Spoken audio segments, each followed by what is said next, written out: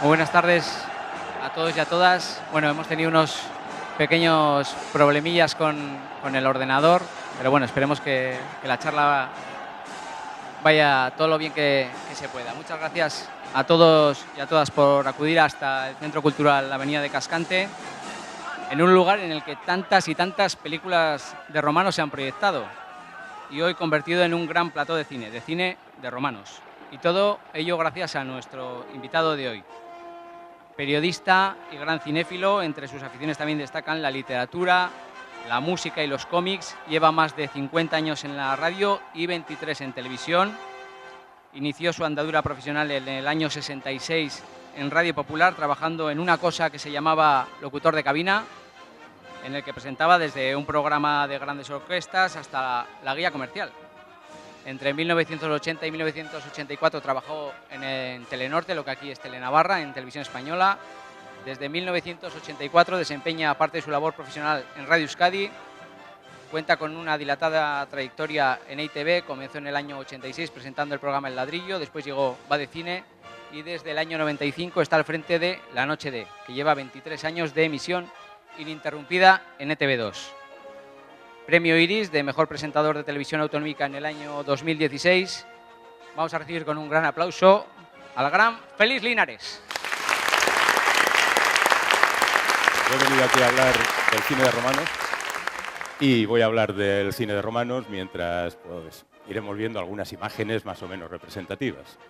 He traído una pequeña chuleta porque no tengo memoria para tanto, claro. Sobre todo porque el cine de romanos empezó muy pronto en la historia del cine.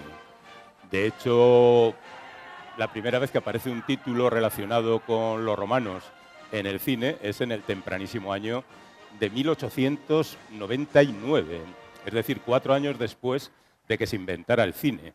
Y lo hizo Méliès, que era aquel mago del cine, literalmente un mago, era un mago que empezó a hacer cine. ¿Se acuerdan de la luna con el cohete empotrado en el ojo y eso? Pues el que dirigió eso. Y dirigió una película titulada Cleopatra. No era propiamente una película de romanos, ya que se trataba del sarcófago de Cleopatra y demás, pero bueno, por encontrar un principio podemos ir ahí. Mucho más cercano ya a lo que se trata de las películas de romanos, tenemos la que podría ser la primera película verdaderamente, que no es otra que Ben-Hur. No esta que estamos viendo, obviamente, ni siquiera la película de 1925, que ahora aparece en pantalla, sino una película de 2007. Verán, Ben-Hur la escribió un tal Lewis Wallace, que era el gobernador militar de Nuevo México en el año 1880.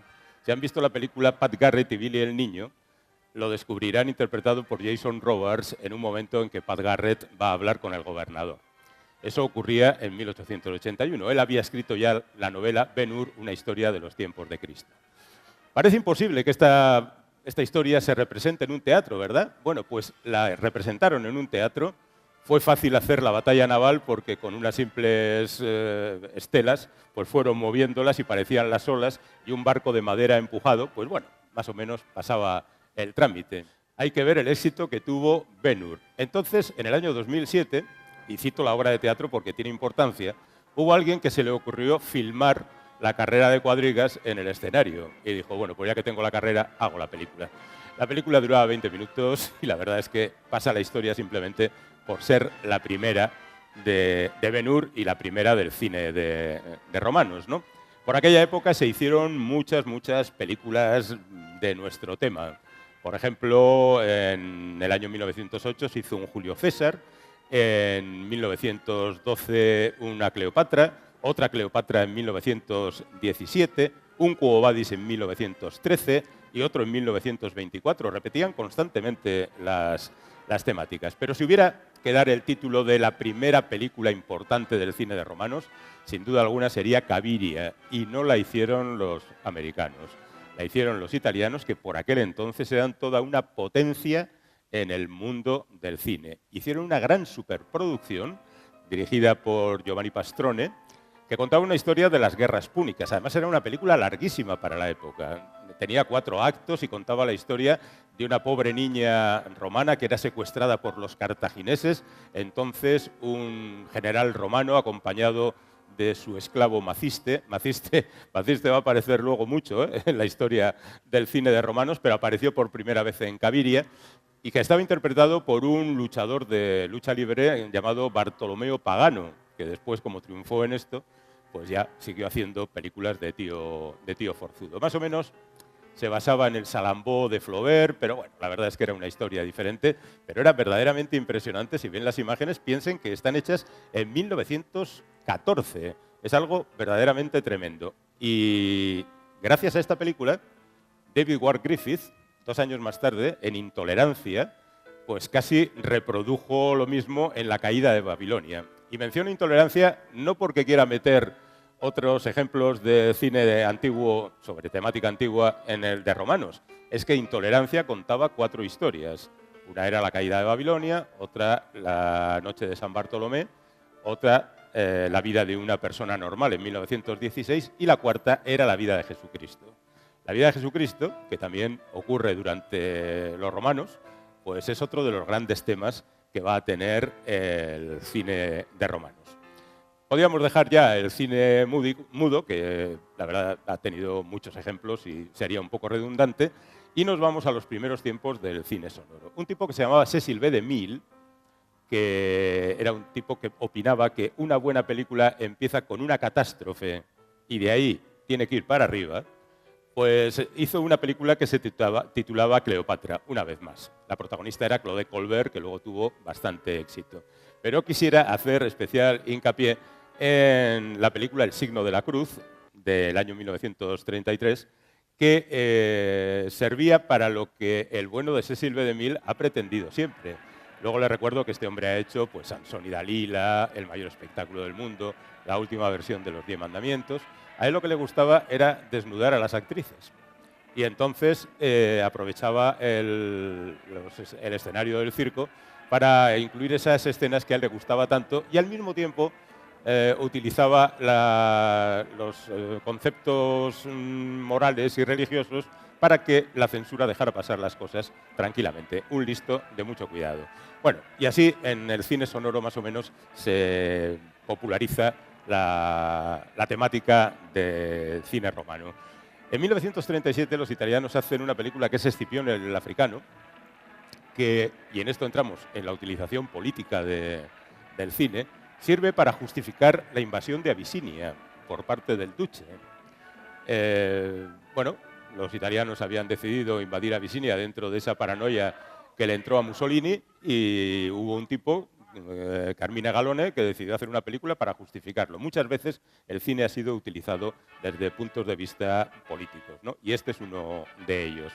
Siguen las películas, Escándalos romanos, una película que hacen los americanos a mayor gloria de un cómico de la época que se llama Eddie Cantor, o el mismísimo Carmine Galone hace una mesalina con María Félix. María Félix era la estrella del cine mexicano, la doña la llamaban, y tenía un carácter bastante difícil, así que hizo una mesalina muy creíble.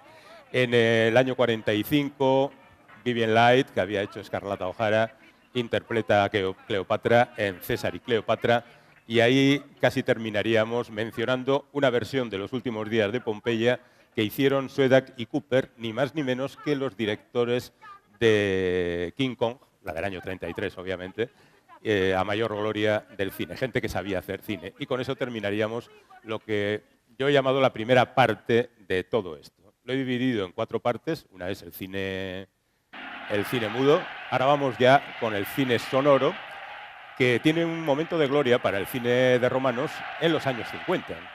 Quizá el primero que consigue dar carta de naturaleza a este cine es otro italiano. Se ve que los italianos, al fin y al cabo, a ellos les corresponde. Roma, pues en Italia, pues eso, que hagan los italianos. Hizo una versión de Fabiola en el año 49, dirigida por Alejandro Blasetti, que tuvo muchísimo éxito. Entonces los americanos dijeron, pues si eso ha tenido éxito, vamos a hacer nosotros otra. ¿Y qué cogieron? Pues cogieron el Quo Vadis, que ya había tenido otras versiones anteriores, como he mencionado, y que sirvió para, otra vez, hacer vibrar a las masas y convertirlas en fanáticas del cine de romanos.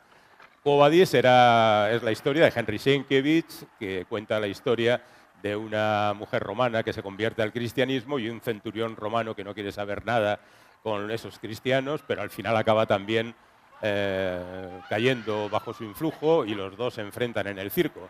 Bueno, también hay un tipo fuerte que se llama Ursus y que tiene que enfrentarse con un toro. La película fue un tremendo éxito y bueno, pues sirvió para que de repente se reactivaran todos los mecanismos productores de Hollywood para hacer películas. Sirvió también para descubrir a Peter Ustinov haciendo de Nerón. Es un personaje un tanto descabellado, pasado de vueltas, pero que ha marcado ya a partir de entonces un poco la tónica de los actores que tenían que enfrentarse al personaje. El protagonista era Robert Taylor, la protagonista Deborah Kerr, pero el bueno de Peter Ustinov hacía de las suyas. Y había un cuarto papel, el de Petronio, el árbitro de la elegancia, que era el que ponía el tono más o menos de no me creo nada de lo que estoy contando. Porque era un escéptico, se peleaba con el César, se peleaba con los cristianos, se peleaba con todos. Incluso a la hora de morir, pues era un señor elegante. En 1953 se hace Salomé, con Rita Hayworth bailando la danza de los 7 velos, que no termina de quitárselos ni de lejos, que estamos en el año 53, no creáis que era una película porno ni nada por el estilo. Con Stuart Granger, que era otro de los habituales de este tipo de cosas, y así siguieron las películas. Hasta que en el año 1954, 53-54, se inventa un nuevo sistema de cine, que es el cinemascope. Bueno, no se inventa gran cosa porque en realidad se trata de hacer una pantalla apaisada que permite contar muchas cosas a lo largo del fotograma, pero permite contar menos a lo alto porque queda todo como un poquito más aplastado. Se decía que tenían que utilizar nuevos métodos para combatir a la televisión en Estados Unidos. Aquí en el año 54 no había llegado la televisión para nada, no había nada que combatir. Y esta película fue la primera película en cinemascope, con Richard Burton, con Jan Simmons y sobre todo con un tipo que se llamaba Victor Mature, o Victor Mature, que en la época se decía Mature, por eso lo menciono así, que ya había hecho Sansón y Dalila y que en esta película hacía de Demetrio, que era el esclavo que también se convertía al cristianismo. Cuando le preguntaron a Groucho Marx a ver si había visto La túnica sagrada, dijo que él no tenía por costumbre ir a ver películas donde el héroe tenía el perímetro torácico más grande que la heroína. Bueno, el viejo Groucho siempre con sus cosas. La película fue un éxito y es mala de ganas, porque es una película en que están explorando un poco todavía los encuadres, se ve que es un trabajo un poco de gente amateur con el sistema. Aquí, por ejemplo, pues generalmente la acción se sitúa en el centro del fotograma, mientras que no se aprovecha demasiado los costados, cosa que en los años posteriores se aprovecharía mucho, ¿no? Bueno, al margen de eso, hay otra película terrible de esa época, que es El Cáliz de Plata, que el propio Paul Newman, era su primera película, trató de comprar para quemarla y que nunca más se viera. Bueno, películas malas vamos a ver unas cuantas hoy. Andrócles y el león es también de 1953 y sale otra vez Victor Mature y Gene Simmons, que eran los habituales. Richard Burton se avergonzaba bastante de esta película porque él era un actor shakespeariano, pero se avergonzó más de una que hizo después Alejandro Magno. En fin, hay que comer todos los días y la vida a veces es muy complicada. Pero La túnica sagrada tuvo algo que no tomaría importancia hasta tiempo más tarde. Tuvo tanto éxito que inmediatamente pensaron en hacer una secuela, y la hicieron.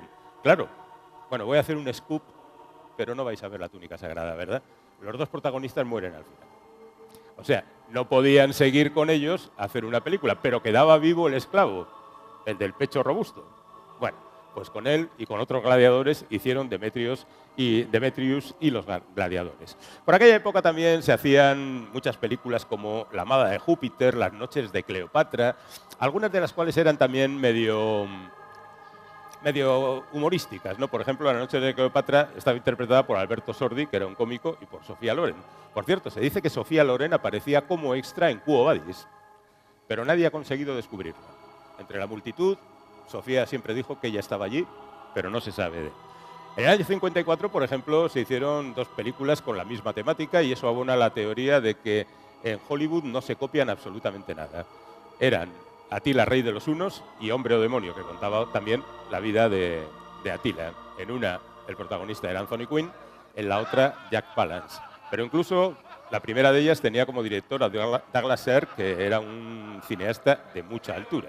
Víctor Mature seguía por allí haciendo de las suyas, protagonizó Aníbal. Por cierto, la última película de Víctor Mature, que se titulaba El poder del fuego, con Sofía Loren, curiosamente, no era de romanos. Víctor Mature ya no solo salía al final, y su única aparición era, se vuelve hacia la cámara, la mira fijamente, sonríe y ¡cling! Le ponen un chispazo aquí para que parezca que bueno. Por cierto, era un tío que se reía bastante de su situación. Cuenta la leyenda que un día fue a Madrid, al Hotel Rich, y pidió habitación, y entonces, en el año 50 y tantos, en el Rich no aceptaban actores, que era gente de mala vida. Entonces le dijeron, lo sentimos, señor Mature, pero no podemos aceptarle porque es usted actor. Y dije, espere un momento, que le voy a traer 5.000 críticas que aseguran que no lo soy. Bien, bueno, la verdad es que el tío tenía su gracia. Bueno, y con eso, en los años 50, aunque luego retrocederemos un poquito, llegamos a las grandes películas de finales de los 50, ¿no? Está El gran pescador, que habla de Pedro y su formación de la Iglesia. Está Constantino el Grande, que es una película sobre el emperador romano que aceptó, que hizo oficial el cristianismo. Está Rey de Reyes, de Nicolas Ray, que rodó en los estudios Bronston, con Jeffrey Hunter de protagonista. Luego, más tarde, era la época en que se hicieron bastantes películas sobre Jesucristo, la historia más grande jamás contada, etcétera, etcétera.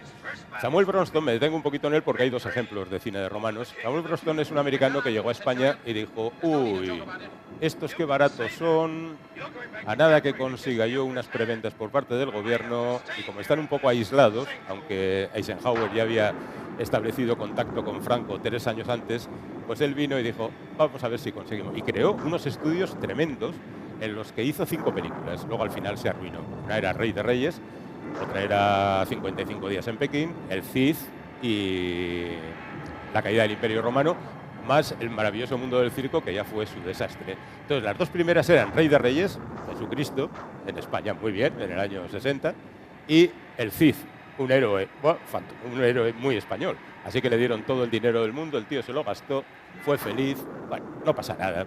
Pero llegando a las mejores de esa época, hay que citar Espartaco, obviamente. Espartaco es, yo diría, que la mejor película de romanos que se ha rodado jamás. Es una película emocionante, es una película donde todo va funcionando a un ritmo implacable, el espectador se siente verdaderamente transportado. Hay un guión de Dalton Trumbo, que era uno de los mejores guionistas de Hollywood, pero que estaba perseguido por el Comité de Actividades Antiamericanas. Recuerdan la historia de las listas negras y la caza de brujas, ¿verdad? Pues Dalton Trumbo fue uno de los primeros, de hecho fue uno de los 10 de Hollywood, a los que metieron en la cárcel y luego, por supuesto, prohibieron que apareciera en ningún sitio. Entonces, cuenta la leyenda, la cuenta Kirk Douglas, el hombre todavía está vivo, con 101 años, casi 102, que en un libro que se titula Yo soy Espartaco, que él fue el que decidió poner, y en una película que se estrenó hace poco, él decidió poner el nombre de Dalton Trumbo allí. Dalton Trumbo asegura que no fue él, que no fue Kirk Douglas el que se empeñó en ello, que fue presionado por el equipo para que lo hiciera. Podemos creer esa versión y podemos creer la de Kirk Douglas por un motivo. 4 años antes de hacer Espartaco, él produjo en Europa la película Los Vikingos y metió en el reparto a Alexander Knox, que era un estadounidense que vivía en Inglaterra porque se había tenido que marchar de allí porque le perseguían para algo más que para darle un premio. Y ya le metió en el reparto, lo cual quiere decir que era un hombre sensible, ¿no? Hombre, Peter Ustinov otra vez, el que hacía de Nerón en Quo Vadis. El reparto era impresionante. Charles Lawton nunca ha estado mejor haciendo de político, trapacero y verdaderamente miserable en ocasiones. Tony Curtis estaba guapísimo. Bueno, tampoco se puede pedir todo. El bueno de Kirk Douglas hacía una de esas interpretaciones intensas como pocas, que nunca le dieron un Oscar a este hombre y le han dado 2 a su hijo. ¡Cuánta injusticia! Pero bueno, él la producía, él estaba muy interesado y Gene Simmons hacía de lo que hacía en estas películas, salía en todas, o sea que no hay ningún problema. Pero de verdad es una película tremenda, tremenda, que desgraciadamente, bueno, desgraciadamente en parte, se vio provista de unas cuantas secuelas, como El hijo de Espartaco, La venganza de Espartaco, que rodaron los italianos. ¿Él? ¿Tiene la del hijo del Espartaco? Pues ponla para que vean la diferencia. Claro, es que tú ves las luminosas imágenes de Espartaco y luego ves esto y te quedas un poco como, ¿por qué, no?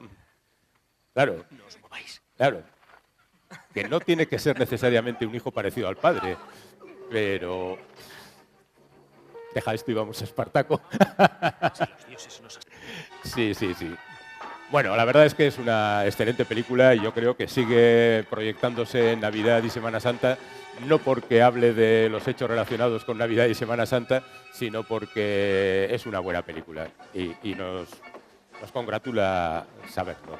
Inmediatamente después está la que yo considero la segunda mejor película del cine de Romanos, pero es una opinión personal y simplemente quiero mencionarla.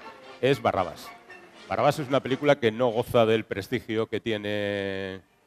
Ahí pone, todo comienza aquí, y el eslogan de la película era la película que empieza donde las demás terminan. Es decir, empieza con la crucifixión y a partir de ahí cuenta la vida de Barrabás. Como saben, Barrabás fue aquel ladrón que fue liberado en lugar de Jesucristo.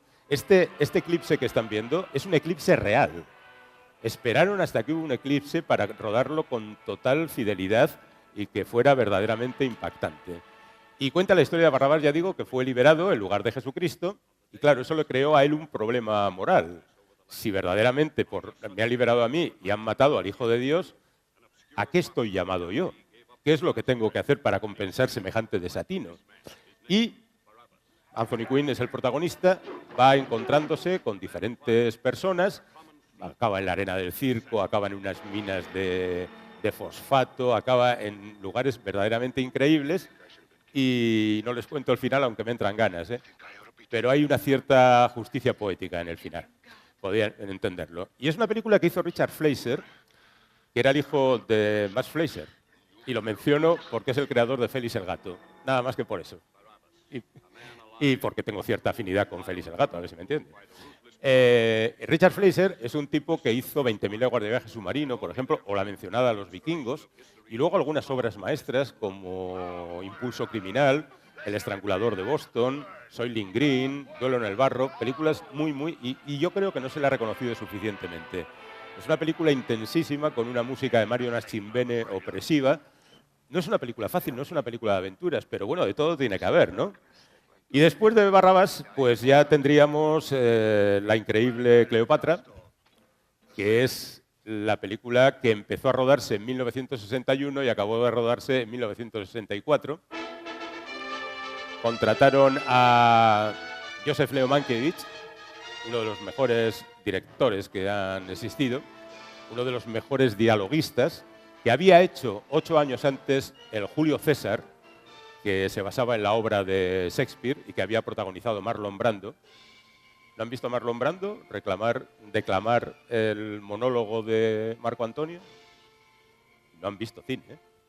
Si no han visto ese momento, de verdad, búsquenlo en YouTube, que está ahí, y en versión original. Bueno, pues este hombre, Mankiewicz, se metió en este enorme jaleo que, como saben, fue en principio el fracaso de la Metro-Goldwyn-Mayer, porque fue algo verdaderamente desmesurado. No solo las localizaciones, los decorados, los caprichos de Elizabeth Taylor, el enamoramiento de Richard Burton y Elizabeth Taylor. De hecho, entre el principio y el final de esta película, Elizabeth Taylor y Richard Burton rodaron otra película, Hotel Internacional. ¿Por qué? Te preguntas, ¿no? Bueno, pues salió así. Y la cosa fue un desastre económico que, bueno, luego se recuperó. La película es muy irregular, quizá por esos detalles que decía, que tiene momentos de mucha grandiosidad y estupendos y fantásticos, y luego tiene otros momentos que no están tan bien, bueno, ¿qué le vamos a hacer, no?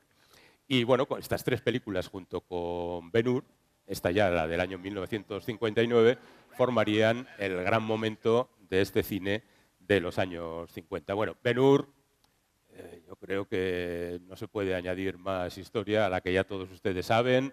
El mayor número de premios Oscar hasta que llegó Titanic, el el Oscar para Charlton Heston, 11. Eso. Luego le alcanzaron tanto Titanic como El Retorno del Rey, la tercera del Señor de los Anillos.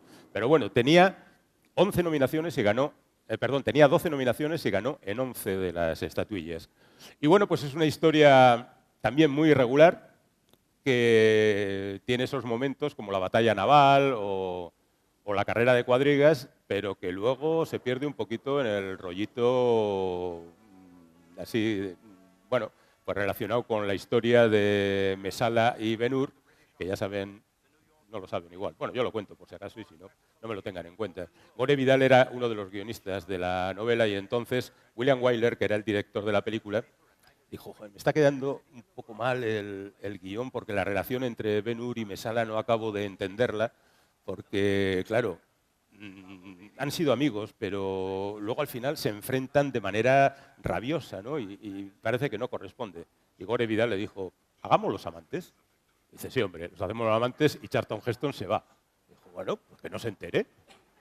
Claro. Y entonces le dijeron a Stephen Boy, que era Messala, que sí era homosexual, y el tío dijo, vale, vamos a gastarle la broma a Charlton. Y de hecho, si se ven las escenas en las que se encuentran y se reencuentran y se abrazan, sí hay un cierto componente homosexual. Claro, si te lo explican, en el momento pasó absolutamente desapercibido y es que eran muy amigos, no pasa nada.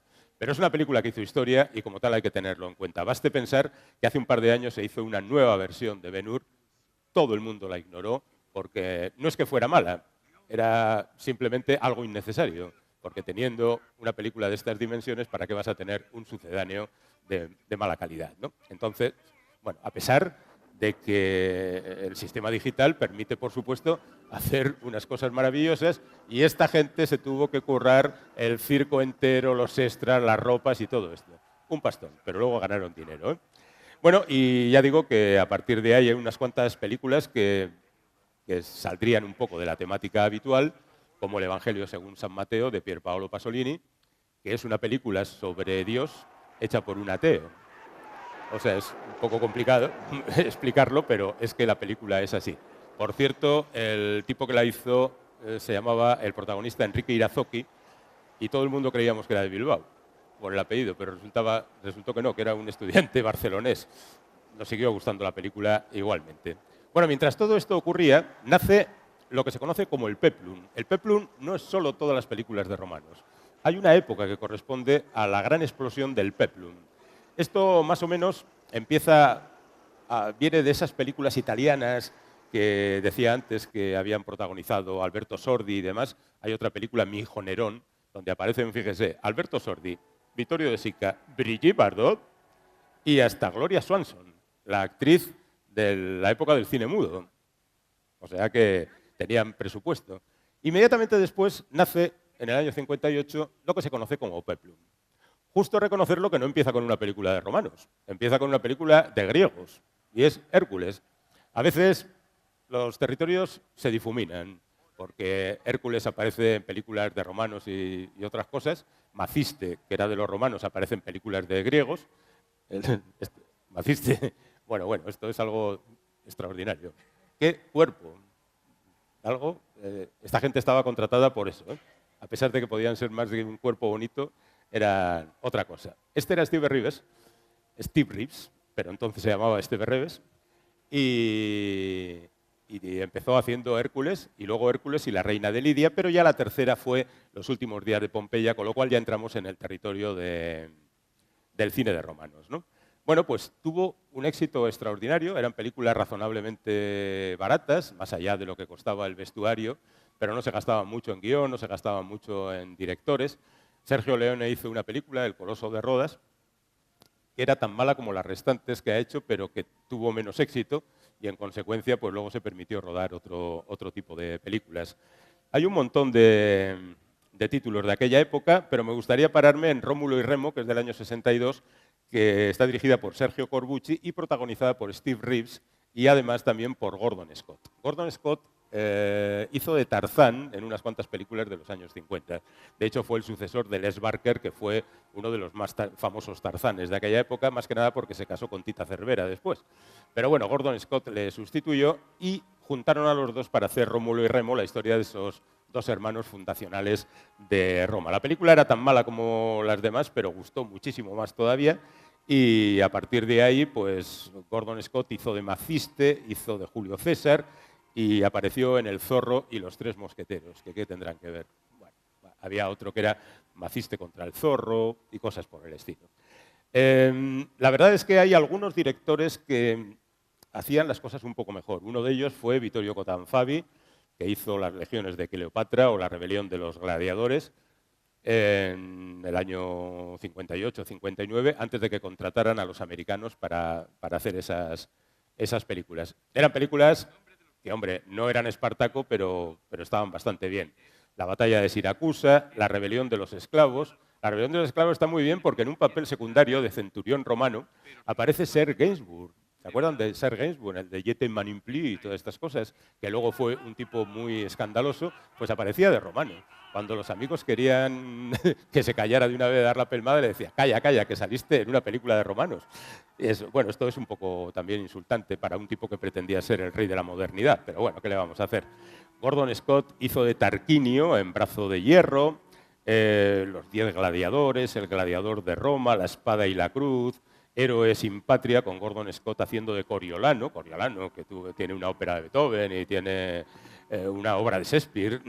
La leyenda de Eneas, que es otro mito fundamental de Roma, ¿no? El griego que llega allí y funda la ciudad, Bajo el signo de Roma, que habla de Zenobia, sí, la de Palmira, que tuvo un enfrentamiento con el gobierno de Roma y así quedó Palmira. Cartago en llamas, que se basaba en una novela de Emilio Salgari, La destrucción de Cartago. Y luego había películas picaronas como La esclava de Roma, Las vírgenes de Roma o El rapto de las Sabinas, protagonizada por un jovencísimo Roger Moore. Todo el mundo tiene una historia. Bueno, esto terminó poco más o menos en el año 64. La verdad es que se hicieron tantas películas que parece imposible que se hicieran en solo 6 años. Alguna quedó un poquito más tarde, pero digamos que ya a partir de ese año la cosa se fue yendo por otros derroteros. Y, por ejemplo, otros derroteros era Golfus de Roma. Golfus de Roma es una película del año 66 que hicieron los británicos. Es un musical en origen. El título original era algo así como Algo divertido pasó en el camino al foro. Aquí, por simplificar, Golfus de Roma. Y contaba la historia, pues, como era una obra de teatro, todo se desarrollaba en 3 casas. El burdel, la casa del patricio y el lugar donde estaba el policía de la zona. Y entre los 3, pues, sube, baja por las escaleras y cantaban canciones. Algunas de ellas han quedado para la historia. Queda para la historia también decir que es la última película en la que aparecía Buster Keaton, en la que, por cierto, no hablaba, porque a Buster Keaton, le recuerdo, le prohibieron por contrato no sonreía, perdón, pero tampoco hablaba, porque él hacía cine mudo, ¿vale? Después de eso, pues llegaría El satiricón de Fellini, que es una película, pues, de las que hacía Fellini, mucho oropel y quizá poca sustancia. Hay una película del año, ya vamos avanzando, por supuesto, del año 76, que es Sebastián, de Derek Jarman, que fue la primera película que se hizo íntegramente en latín. Luego vendría Mel Gibson hablando en latín y en arameo, pero el primero que lo hizo fue Derek Jarman.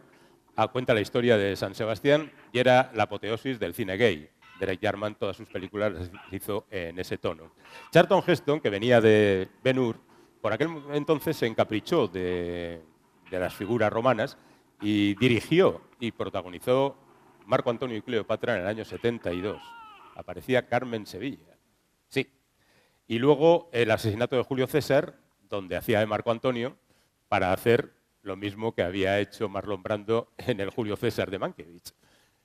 Si van a encontrar el primero, busquen el segundo también y verán la diferencia entre Marlon Brando y Charlton Heston, que estoy de acuerdo con Terence Moyes cuando dice que no es un actor, como Víctor Mature, pero que es una gran presencia. El tío entraba en la pantalla y se apoderaba de ella, era un tío grande, potente, ponía ese gesto de estar enfadado continuamente. Bueno, el tío funcionaba, pero actor, tampoco. Y así llegamos al año 79, donde Tinto Brass, son otros tiempos y no solamente en España, tiempos de destape, y hace Calígula, que es una película protagonizada por gente famosa, Helen Mirren, Malcolm McDowell, británicos fundamentalmente, pero que es la apoteosis del destape, por llamarlo de alguna manera, por utilizar un término de aquella época. Y así la cosa se va diversificando, y por un lado tenemos Los cántabros, de Paul Naschy. Sí, hay una película que se titula Los cántabros, que hizo este buen hombre, Paul Naschy, el del Hombre Lobo y eso. ¿Alguien se acuerda, no? Bueno, no importa. Los cántabros. Y por el otro extremo tenemos La vida de Brian, de los Monty Python, donde nos hicieron reír con los romanos, con las declinaciones del latín, con el Frente de Liberación de Judea, con Madre, me estás traicionando, o a ti que te ha tocado, a mí crucifixión, pues pasa por aquí, no, que es una broma. Y luego con esa fantástica canción con la que termina vivamos por el lado luminoso de la vida, ¿no? Todos los crucificados allí. Bueno, pues esto sería la parte que corresponde al siglo XX en materia de cine de romanos. ¿Qué es lo que pasa después? Pues que prácticamente desaparece. Hay algún ejemplo. Hay también alguna serie de televisión, como Yo, Claudio. Yo, Claudio es la apoteosis de la eficacia rodando televisión. No tiene exteriores prácticamente. No se tuvieron que gastar mucho dinero, más allá de las túnicas. Consiguieron una serie de actores desconocidos, pero muy eficaces, y la vendieron al mundo como lo que es una magnífica serie. Se basa en dos novelas de Robert Graves, el exquisito poeta que vivió en Mallorca hasta los 90 años, y cuenta la historia de los 5 primeros Césares, que por otra parte, junto con la vida de Jesucristo, yo creo que es la etapa más transitada en el cine de romanos. O sea, después de la muerte de Julio César, que también es un tema muy recurrente, entra Augusto, Tiberio, Calígula también ha dado, y Claudio y Nerón, que son los 5 más famosos, aunque Suetonio ha hablado de 12, pero bueno, digamos que estos son los más famosos. Un éxito de la televisión. También es cierto que entonces no había competencia y solo existía televisión española. Así que todo el mundo, los miércoles creo que era, a ver Yo, Claudio. Y al margen de eso, pues no pasa gran cosa hasta que de repente en el año 2000 un tal Ridley Scott, que había hecho fantásticas películas como Alien o como Blade Runner o incluso como Thelma y Louise, decidió enfrentarse a una historia de romanos. ¿Y qué es lo que hizo? Pues cogió una película del año 64, una que hemos mencionado así por encima, La caída del Imperio Romano, y la adaptó. Y nunca dijo en qué se basaba. Y de hecho, curiosamente, la gente había olvidado el que se adaptaba a La caída del Imperio Romano y prácticamente nadie lo mencionó, pero la historia, de verdad, es la misma. Y analizando las dos películas, vemos la diferencia que hay entre el cine de ayer y el cine de hoy. La película empieza prácticamente con lo mismo, la batalla, pero en la primera hay largos parlamentos de Marco Aurelio con su hija y con el centurión que interpreta a Stephen Boyd, y en esta entran directamente en la batalla y luego ya veremos si explicamos algo. Entonces, bueno, pues esta película tiene un éxito extraordinario. De verdad que la historia, si conocen aquella y pueden encontrarla, es la misma. Marco Aurelio está enfermo. No es cierto que lo matara su hijo, como aparece en esta película, pero estaba enfermo, murió al poco tiempo, y su sucesor pues, fue un tipo verdaderamente despreciable. En la película original hacía Christopher Plummer, que todavía sigue por ahí dando guerra y ganando Oscar, por cierto. Y en esta pues tenemos al señor Crowe cuando estaba un poco más delgado que ahora, unos 50 kilos más o menos. Fue una película tremenda, tuvo un éxito arrollador. Ridley Scott, que rueda una película al año, trató otra vez de volver a las espadas con Robin Hood o con Exodus. No le salió la cosa como esperaba, porque el éxito de algunas películas radican también fue la última película de Oliver Reed, murió durante el rodaje y tuvieron que sustituirle, gracias a que tenía mucho turbante, pues había otro actor en algunas de las escenas. Digo que hay algunas películas que tienen la gracia de caer en el momento oportuno y en consecuencia pues se convierten en un hito y a partir de ahí sí vuelven a crecer otra vez las películas. Tampoco muy destacables, pero bueno, mencionaré algunas.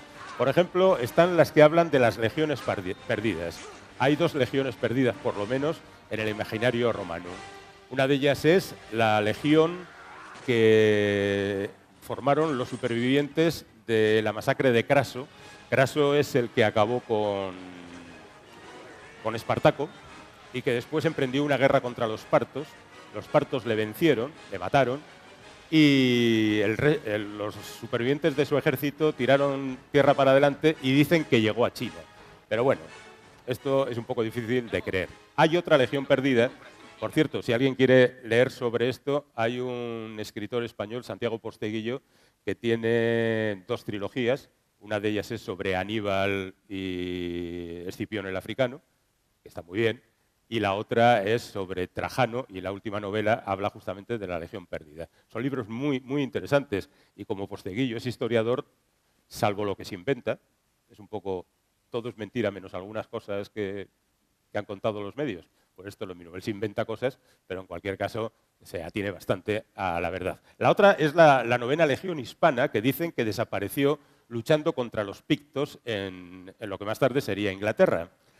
Pero también hay discusiones acerca de qué pasó exactamente con la 9ª.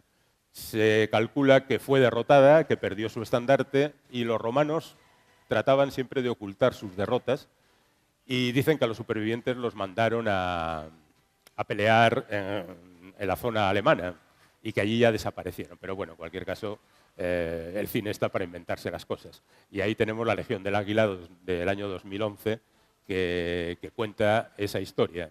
También, en ese sentido, está Centurión, que cuenta una historia semejante de la lucha de los romanos en Britania, peleando contra los pictos en el norte y peleando contra todo el mundo. Incluso hay una explicación de la leyenda del rey Arturo, que viene también de esas guerras, que aparece en la película El rey Arturo, no reseñable por nada, salvo por el detalle de que hay un destacamento de sármatas. Sármatas era una tribu centroeuropea que servía al Imperio Romano, que cuando los romanos se marchan de Britania, se quedan allí y que se supone que podían haber formado los caballeros de la Mesa Redonda. Pero bueno, esto, si no sabemos si Arturo existió.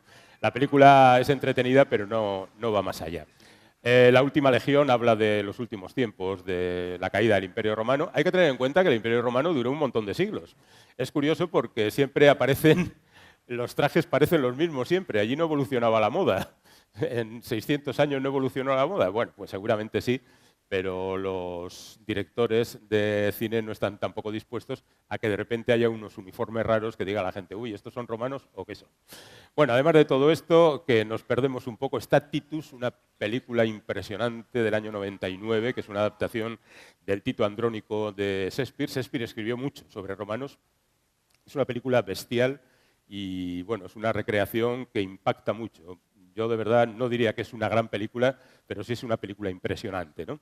La Pasión de Cristo, que es también una película impresionante por muchos motivos, la que hizo Mel Gibson en el año 2004 y que, como saben, está hablada en latín y en arameo.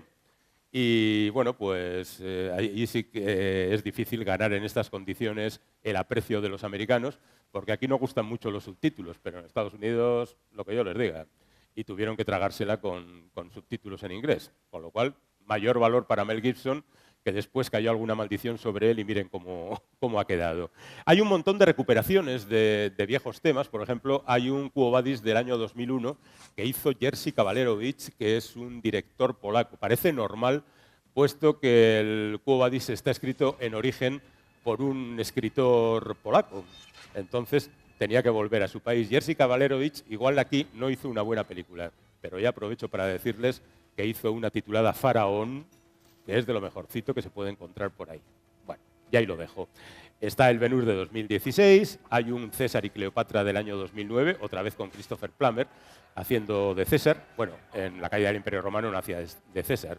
No, además aquí, otra vez no encaja.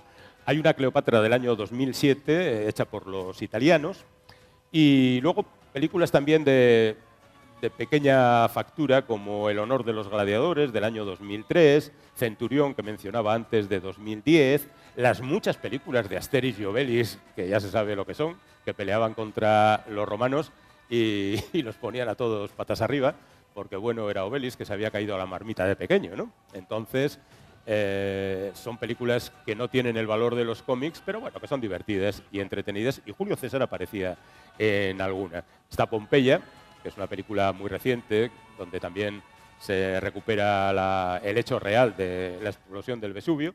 Había otra película del año 50 y tantos, que era La destrucción de Herculano. Herculano es menos famosa que Pompeya, pero también fue destruida en aquella ocasión. Y, en definitiva, pues así avanzamos y llegamos hasta Resucitado, que creo que es la última película que aborda el tema del cine de romanos, hecha en el año 2016. Hay que mencionar también que la televisión no ha permanecido impasible y que, además de Yo, Claudio, en estos últimos tiempos hay algunas series que, bueno, convendría mencionar. Hay algunas que seguramente no han visto y que menciono así por encima: Julio César, del año 2002, Nerón, del año 2004, Aníbal, del año 2006 y Augusto, del año 2003.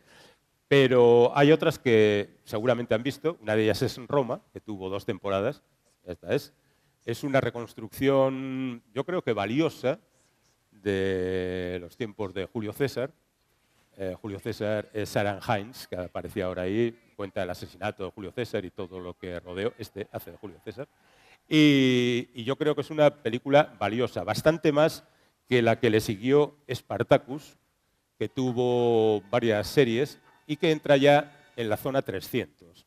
Me explico. 300 no es una película de romanos, es una película de griegos, es la batalla de las Termópilas, pero implantó aquel sistema de ralentización de la imagen cuando a alguien le van a destripar, para que sea más impactante la efusión de sangre y demás, ¿no? Entonces, como 300 tuvo tanto éxito, ha habido otras películas que han continuado, incluso una secuela del mismo 300, pero también la televisión quiso apropiarse del sistema y lo incluyó en Spartacus. Al mismo tiempo también dijeron, pues ya que tenemos sangre, pongamos un poco de sexo. Se les fue quizá la mano. Hay quien dice que sí, hay quien dice que no. En cualquier caso, ha tenido mucho éxito la serie, incluso cambiando de protagonista, porque el protagonista se murió al final de la primera temporada de Spartacus.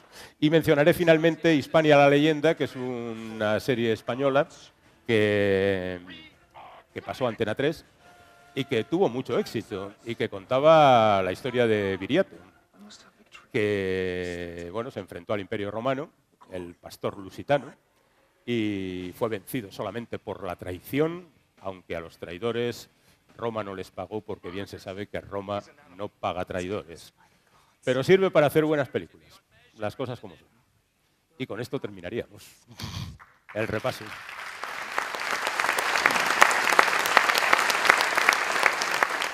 De verdad, yo creo que este tipo de películas remite muchas veces al inconsciente infantil, ¿no? Hablábamos antes, Juanjo y yo, sobre las películas que habíamos visto de pequeños, ¿no? Yo el Hércules este me lo vi de la misma, el día del estreno o así. Bueno, no, que entonces no tenía dinero para pagarme el estreno. El día que la estrenaron en mi barrio. Y salí, pues como ahora salen los chavales, de ver Jurassic World. Diciendo, ¿después de esto qué? Porque, claro, tampoco aprecian las cosas, ¿no? La vi 10 años más tarde y dije, por Dios, qué vergüenza. Bueno, no pasa nada. Hay películas que no nos avergüenzan en absoluto. Cuando has disfrutado con ellas, aunque no sean buenas, tú sabes que hay algo que movieron dentro de ti y que eso fue bueno. Porque el cine está para desatar sensaciones y para emocionarte. Si alguien, en el momento en que Lavinia levanta al hijo de Espartaco con él crucificado, suelta una lagrimita, pues me parece lo más normal del mundo. Está ahí el hombre bastante mal y le enseñan a su hijo, ¿no? Que no conocía hasta ese momento porque Craso se le había llevado el muy malvado. Luego lo pagó contra los partos. Y lo que digo de Espartaco sirve para el resto de películas, que son emocionantes y que las hacen a veces directores que son muy buenos y actores que lo hacen muy bien, y en ocasiones pues gente que no sabe hacerla o con un canuto. Y vamos y las disfrutamos igual, dependiendo de nuestro estado de ánimo del momento, ¿no? Bueno, yo creo que el cine tiene eso, que a veces nos hace felices. Voy a arrancar yo. La primera se la tomo prestada a mi suegro, que me dijo que te la hiciese. Ah, vale. Me dijo, malas hay muy malas. Sí. Has dicho que la mejor era Espartaco, para ti. A mí. ¿Y las siguientes? Porque en alguna lista hemos visto Ben-Hur, Gladiator... Sí. No, yo creo que la segunda es Barrabás, sin duda alguna, por las razones que he dicho antes. Luego las de esa época, a mí me parece que son valiosas, pero son irregulares. Lo que decía de Ben-Hur es una película muy larga y como tal es irregular, ¿no? Tiene grandes momentos de gran emoción, pero tiene otros en los que la búsqueda de la madre y la hermana hasta que llegan al Valle de los Leprosos, pues es un bastante tranquilo, por decirlo de alguna manera, y la verdad es que, puesto que el gran momento de la película ha pasado ya, que es la carrera, eso que dura casi una hora todavía es un epílogo larguísimo y que cansa bastante al respetable. Pero bueno, tenían que hacer este tipo de películas por lo que decía antes de competencia con la televisión y porque el público lo demandaba, ¿no? En eso no hay demasiado problema. ¿Alguno más de aquella época? Pues no, igual no. Igual no. Ah, bueno, el Julio César de Mankiewicz, por supuesto. Lo que pasa con el Julio César de Mankiewicz es que es prácticamente teatro rodado. Es decir, se atiene al texto de Shakespeare y lo rueda verdaderamente como si estuviera en un teatro. Es decir, el lugar donde matan a Julio César, las escaleras donde Marco Antonio da su discurso y todo eso. Y entonces, digamos que no es propiamente una película de romanos, pero es una película a tener muy en cuenta, ¿no? Y yo creo que de las del Peplum, además de las de Cotafavi, que decía antes, pues guardo buen recuerdo y cariño por los últimos días de Pompeya. Quizá porque salía Christine Kaufman, que era una chica muy guapa de la época, que luego se casó con Tony Curtis, por cierto. Lo cual hizo que dejara a Janet Leigh, que era otra de mis actrices favoritas. Así que no le guardo demasiada simpatía, pero bueno, dejémoslo ahí. Yo me he atenido al enunciado, cine de romanos, pero generalmente se suele incluir, incluso en estos afiches, en estos carteles, hay películas que no son de romanos. Hay películas de griegos, hay películas de Mesopotamia, hay películas de... Bueno, hasta llegar a la Edad Media hay un montón de civilizaciones, incluyendo los egipcios y demás, que no son películas de romanos, pero que se engloban también dentro del peplum, ¿no? Porque como todos llevaban túnica, pues era peplum, ya está. Venga, esto se lo aplicamos absolutamente a todo el mundo. También es cierto que, en ese sentido, ha habido películas que, cuando se acercaban a los griegos, eran películas un poco más reflexivas que las de romanos. No quiero decir que sean más intelectuales los griegos que los romanos, pero ocurre eso. Por ejemplo, una película que no he mencionado y que debería es Ágora, de Alejandro Amenábar, que es una película también sobre romanos. Lo que pasa es que se sale un poquito del marco de las principales historias contadas en las películas de romanos, ¿no? La historia de Hipatia en Alejandría, en la época de la dominación romana y demás. Y no es una película al uso, no hay fieras en el circo, no hay luchas a espada y no hay carreras de cuadrigas. Pero también es una película de romanos. Ágora a mí es una película que me gustó bastante y que me hubiera gustado más si Alejandro Amenábar no hubiera sido un timorato que hubiera cortado 20 minutos. El productor le dijo que no podía ser con ese metraje y quitó 20 minutos que, por ejemplo, hacen inexistente la muerte de Hipatia. Se ve cuando prenden a Hipatia y lo siguiente es que le cuentan a uno, ¿han matado a Hipatia? Bueno, perdona, era la protagonista. Habrá que hacer algo más con la protagonista que contar que han matado a Hipatia, ¿no? Pero bueno, no nos metamos en jaleos por ahí. Bueno, hay una leyenda que dice que en 3 películas de romanos aparecen romanos con reloj de pulsera, pero aseguro que yo no lo he visto. Lo que sí he visto ha sido las rodadas del coche. Se conoce que aquel día había llovido, en una carga en Constantino el Grande, en una carga del ejército romano, con Constantino al frente con su espada, y en el suelo, además no era un plano paralelo al suelo, sino que era un plano, un picado, de manera que se veía el suelo y se veía las rodadas del jeep perfectamente. Bueno, yo la verdad es que, a pesar de que los gazapos es una parte fundamental de nuestro programa, y de hecho yo creo que en gran parte de nuestra fama se debe a los gazapos, porque a mí mucha gente me dice, ah, tú eres el de los gazapos. Bueno, yo soy el de la noche de, no os cuento solo gazapos, pero no me importa en absoluto. Pero yo soy muy malo pillando gazapos. Tiene que ser muy evidente un gazapo para que yo me dé cuenta, porque yo estoy ocupado en otras cosas, en que si el guión corresponde, que si el encuadre, que si el montaje, etcétera, etcétera, ¿no? Solo cuando es tremendamente... Hay uno que es una vergüenza para quien se ocupara de esas cosas. En límite 48 horas montan en el coche Nick Nolte y Eddie Murphy. Entonces, Eddie Murphy está esposado. Y hay un plano cenital, cuando da la vuelta al coche, en que Eddie Murphy aparece con un brazo en la puerta y el otro en la parte trasera. Y en la siguiente vuelve a estar esposado. Eso es tan evidente que lo ve hasta quien esté durmiendo en ese momento en el cine.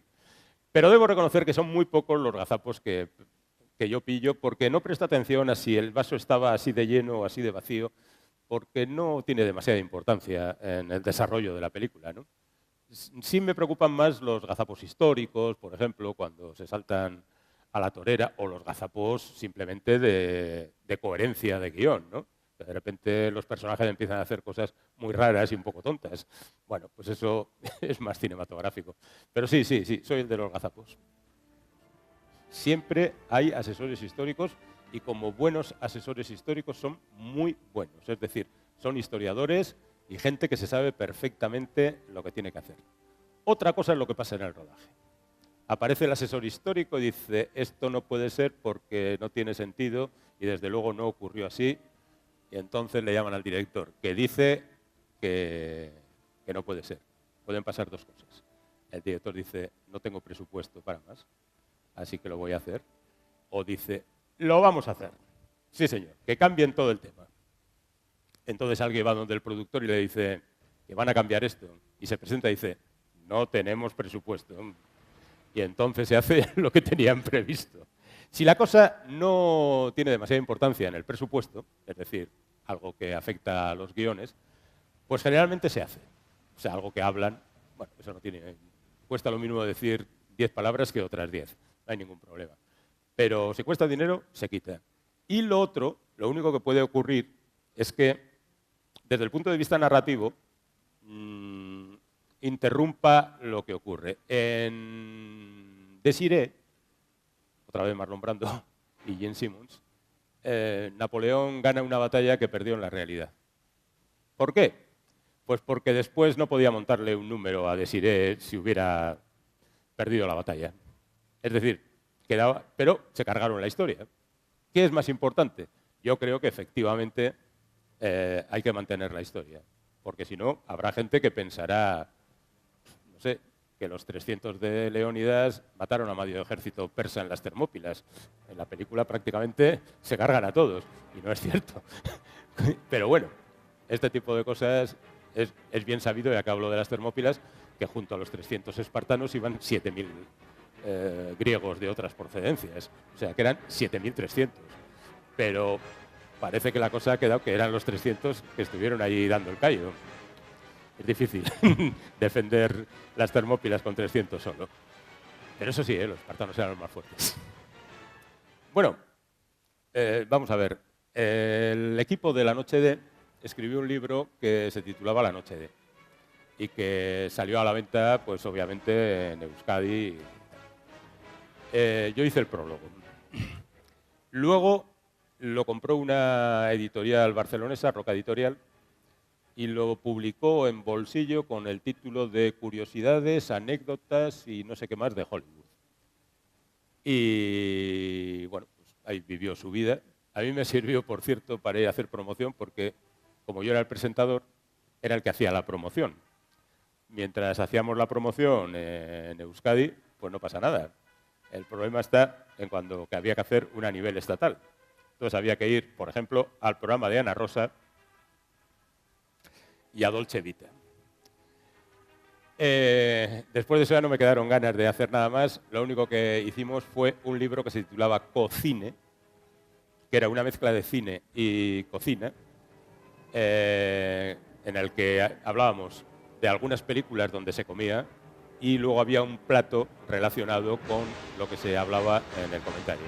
Eran 2 páginas de cine y 2 páginas de cocina. Fernando Canales era el cocinero que nos hizo los platos y David Erauskin, el guionista de La Noche D, y yo fuimos los que escribimos la parte de cine. Y como fueron un pequeño desastre, como Escarlata O'Hara, a Dios pongo por testigo que jamás volveré a escribir un libro de cine ni de ninguna otra cosa. No, lo he hecho un poco en plan provocación, por si alguien lo pillaba. Veo que... Sí, la película de romanos, bueno, de romanos no, perdón, que era de griegos, era El Coloso de Rodas, que rodaron, por cierto, en Laredo. El Coloso de Rodas, bueno, pues cuenta una historia absolutamente inventada, con una efigie allí, que se rodó... ahí está. Sí, pero ahí se ve al Coloso entero y en realidad el Coloso nunca estuvo entero en el puerto de Laredo.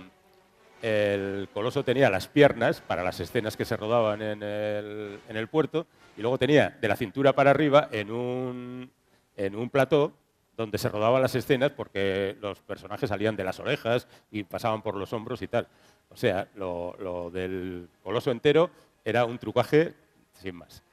Y bueno, pues Sergio Leone debutó ahí haciendo esa película, había trabajado con otros directores y luego tuvo un día la feliz idea de copiar una película japonesa, Yojimbo, de Akira Kurosawa, que en su momento tuvo la feliz idea de copiar para hacer esa película Cosecha Roja, de Dashiell Hammett, la novela negra, que fue prácticamente la iniciadora del género, que básicamente contaba una historia. Llega un tío a un pueblo y hay dos bandas enfrentadas.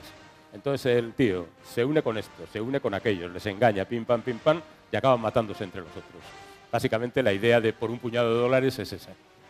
Entonces, de repente contrata a Clint Eastwood, que era un desconocido por aquel entonces, y se convierte en un fenómeno, pero no solo en Europa, sino que en Estados Unidos, por un puñado de dólares, se convierte en una de las películas más taquilleras de aquella época. Así que rápidamente Sergio Leone llama otra vez a Clint Eastwood y hacen por unos dólares más, que aquí se tituló La muerte tenía un precio. Y después de eso llegaría el bueno, el feo y el malo. Y esa sería la trilogía del dólar o del poncho, depende de quién la cuente, ¿no? Y luego después de eso iba a hacer otra trilogía, de hecho la hizo, lo que pasa es que ya era un poco más desordenada, que incluía Agáchate maldito, Érase una vez en el oeste y Érase una vez en América. Y pensaba hacer una película sobre Stalingrado y murió. ¿Por qué digo que Leone no es un cineasta muy de fiar, al margen de su enorme éxito? Pues porque Leone básicamente es un copión. No tengo nada contra los copiones, pero si lo haces muy bien, no pasa nada. Entonces él adaptó el ritmo japonés, primeros planos de los ojos, primeros planos de las espuelas, primeros planos de los revólveres, primeros planos del cigarrillo, primeros planos del sombrero. Es curioso. El público que generalmente dice que el cine japonés es lento, nunca se quejó de la lentitud de las películas de Sergio Leone. Estarían electrizados, supongo, con la mirada de Clint Eastwood. Y eso lo copió del cine japonés. También copió otro detalle. En el cine japonés y en el cine oriental en general, no se sienten en la obligación de explicar el porqué de las cosas. Eso es muy evidente en el cine de terror coreano y demás. En esta casa hay un fantasma. Oh, Dios mío, ¿por qué? No, hay un fantasma. Ya está. Y el resto de la película es que el fantasma pues mata a gente.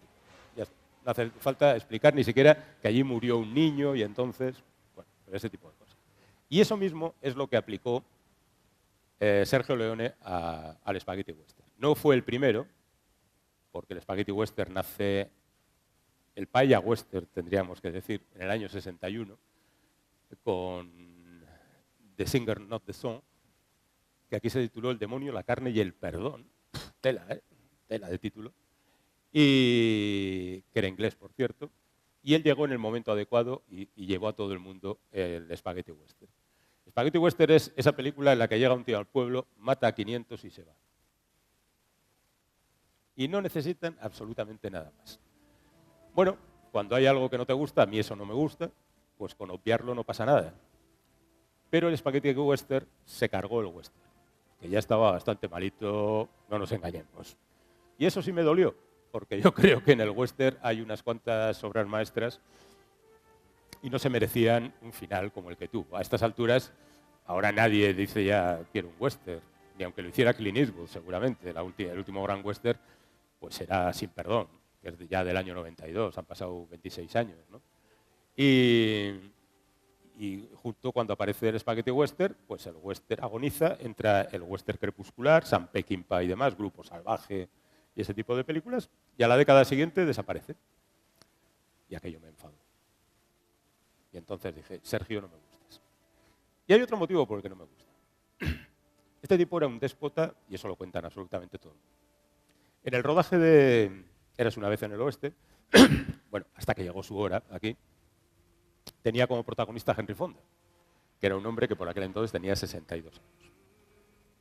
El tipo, después de... Bueno, Henry Fonda había aceptado eso porque había llamado a Eli Wallach, que era el feo, en El bueno, el feo y el malo, y le había dicho, oye, me ha llamado un tal Sergio Leone de Italia, que tú has rodado con él.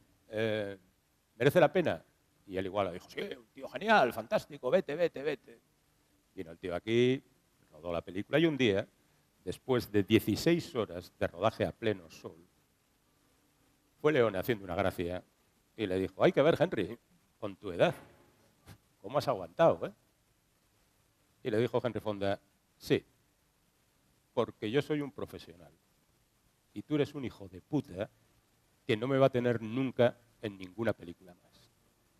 Cuando volvió a California, le llamó a Eli Wallach y le dijo, Eli, tío, ¿qué pasa? Me dices que Sergio Leone es estupendo y voy allí y me hace esto. Y dice, joder, si te cuento las que me hizo a mí, pero para que tú también te veas ahí. Es la rivalidad entre actores, ¿no entiendes? Y no es que yo quiera salvar a Henry Fonda para nada, pero me pareció una faltada. Esto está en las crónicas, ¿eh? Sergio Leone, independientemente del valor que nos merezca como realizador, era un tipo imposible.